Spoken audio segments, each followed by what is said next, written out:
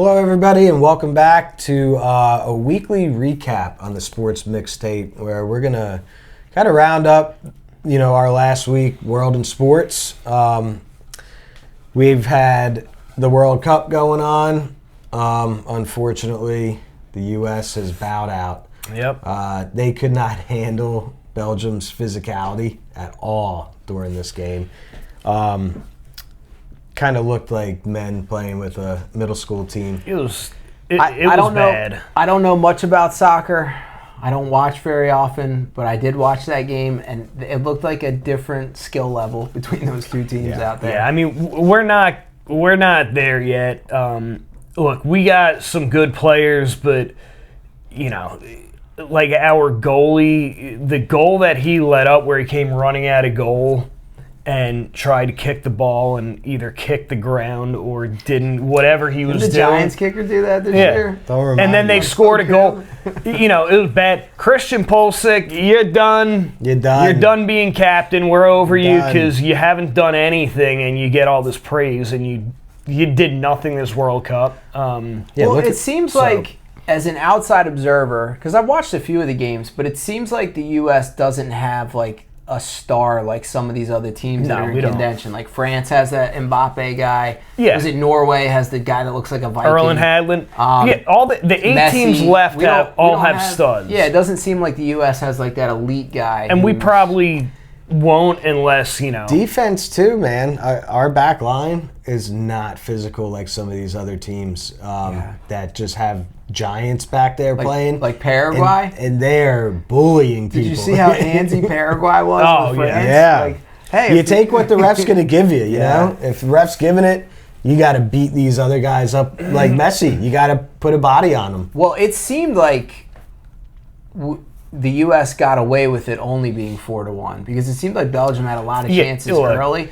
They didn't put the two best players in until the end of the game either. He was saying. Yeah. And it seemed like when the U.S. tied at 1-1, that stadium went nuts. The restaurant we were in went nuts. And then 2 minutes a minute later the air was like sucked out of the building. Yeah, I mean it's a shame, but this is a wake up call. Like we gotta cool it down with the U.S. Like thinking we're a world soccer like competitor because we're not. And if we want that to be, we need better academies. You need more of these athletes that play basketball, football, that to get into soccer. But we may never see that in America. I don't know. Yeah, I don't know. It's I think the other sports are more alluring. Yeah, to some for of sure. These younger athletes. Yeah, I mean, look, soccer's the biggest sport in the world, almost in every other country but America. It's like the 5th most popular sport, probably. Yeah. So, it's hard, but it was fun while it lasted. I enjoyed the wins, and then who do you guys think's gonna win? France. Hands down, I think France has the most solid team all around. They're physical, but that defense is locked down. I mean, Spain too hasn't. Who did Spain just beat someone late? Portugal. I watched the last 10 minutes of that game, and they were saying Spain hasn't given up a goal the entire World Cup so far. I mean, Spain is always legit. Look, Argentina. I like the dude from Norway. That's what I'm rooting for Norway. But you got those two teams like Argentina and Norway. Those teams are only going as far as their star players take them. Well, Argentina won it the last World Cup 4 years ago. So. And I think you got to give some credit where credit is due. England going into that stadium in Mexico where they hadn't lost in 13 years. That was one phenomenal of the best games I've ever watched. And getting a win. Yep. You had 3 goals in a matter of like 5 minutes in the game. The guy for England scored 2 goals, I think, in under a minute or so. Back-to-back goals. And I know. I think that was the and then Mexico came back and scored a goal quick to bring it back to 2-1 before the half. Yeah, I mean, I just know Argentina scored 3 goals in 13 minutes to win it. Yeah, I think the guy for England set a World Cup record for fastest consecutive goals scored. And it's funny because Belgium could not wait to beat the U.S. after FIFA allowed Balogun or whatever his name to is. play. Oh, so. Yeah. But, yeah, until 4 years, then I'll be back into soccer. Well, I mean, how about what Messi's doing? It's incredible. How old is Messi? 40 or 41? Is he that old? I think so. Yeah. I think I read somewhere that he's him and Ronaldo 41. right. Ronaldo's 41, I think. Yeah. This is what's crazy is he left And I heard Europe. controversy that a lot of people upset that Portugal played Ronaldo as much as they did because he's a little bit over the hill, is what some of the critics and pundits are talking about. It's his last World Cup. Okay. Yeah. He's a legend for Portugal. Well, when he's on the field, the team forces the issue to him being the focal point. Gotcha. And he's a step behind what he used to be. Yeah.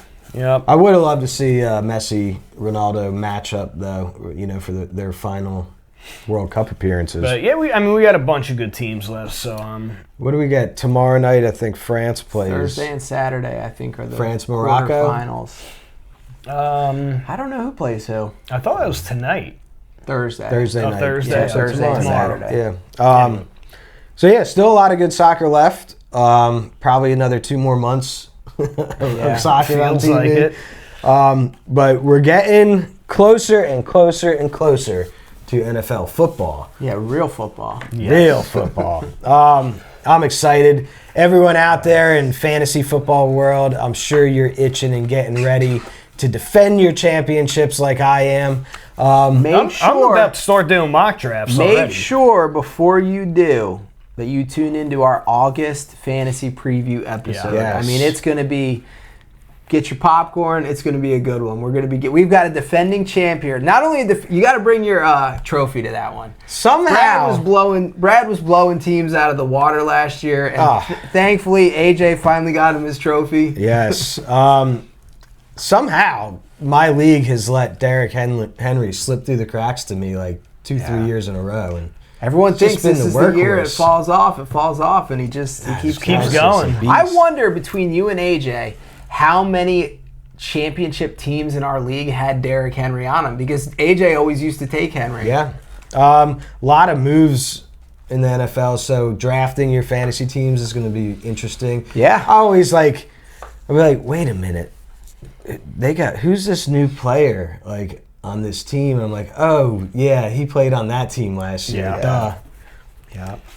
What else do we got in the world of sports right now? It's kind of I want to go from slow time. It is, but I want to go from one 40-year-old to another dominant 41-year-old. In where do you guys think, and where do you want LeBron James to end up? Because it's pretty cool. So the Nets. So Rich Paul has been doing a podcast with Max Kellerman for a little while, and he brought out the whiteboard, and he was kind of making arguments for realistic spots that LeBron could end up. I think, of course, Boston. Come for a couple years to Boston after what we just did. But I think for just pure enjoyment of watching basketball as a fan, there are 2 places I would like to see LeBron end up. The first is in Denver with Jokic. You would have 2 of the highest IQ basketball players, arguably ever, playing ball. The passing, I just think that would be really cool to see. If you can't get that, my 1B to that would be in Minnesota with Anthony Edwards and LaMelo. Would be the funnest league pass team of all time. Yeah, I mean, there's all these places that they're talking about. Miami, Philly, Cleveland, San Antonio. I don't think he's going to go to Golden State. Would he ever dare entertain Chicago? No, I don't think they have enough stars there. I don't think he's got a chance. I think he wants to potentially win. Yeah.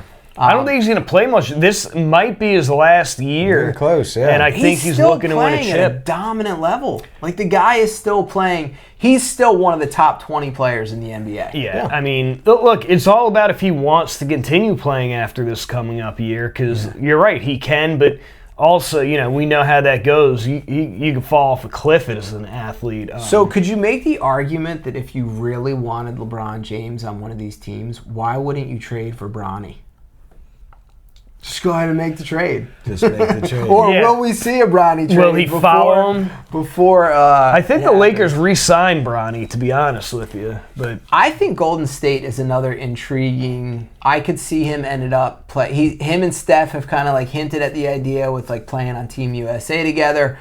Throw a couple of these old heads together. Yeah, you think he wants to be in the Western Conference? I think he feels I don't know. I think if I had to get inside Bron's mind, I'd say he is looking for an Eastern Conference team that already has the pieces in place that he could just plug and play himself. Look, because he wants to win a chip. And if he wanted to win a chip, he should go to San Antonio.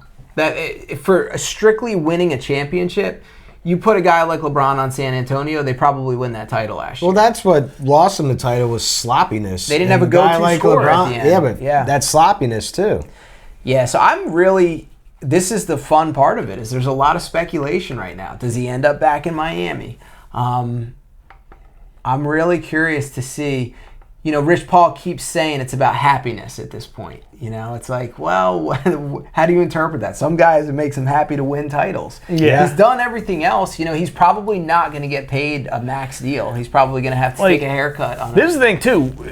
I keep on saying Cleveland or wherever, but, like, we know he went to L.A. for a reason. I think his net worth, skyrocketed after he went to the Lake, and not just being paid by them, but everything else he does. I just can't see him and James Harden being a good fit basketball-wise. Harden is so ball-dominant, dribble. I don't think that's where you're going to win a chip, to be honest with you. I think at this point there are better teams in the East than them, but, you know, there's say, too, like, if the Knicks didn't win this year, it would only be. Well, Rich Paul said that. Well, he said if the Knicks didn't win the championship, it wouldn't even be like they wouldn't even have a whiteboard. He would be going to the Knicks. Yeah, I mean, what if he did go to the Knicks? I mean, it's not out of the realm. No, I mean, look, I would not. I don't think turn down LeBron. If I had to guess, I don't think he's deciding anytime soon. I think this is going to be strung out most of the summer. No, I think he's. This goes to show you, in my opinion, he's still the face of the NBA. Yeah. You know, even though you got some of these young guys coming for the crown, LeBron still moves the needle, and he could turn any one of these teams that we just mentioned into an instant contender. Yeah, I mean, well, we'll see. We will see, and my guess, Cleveland. I'm gonna guess.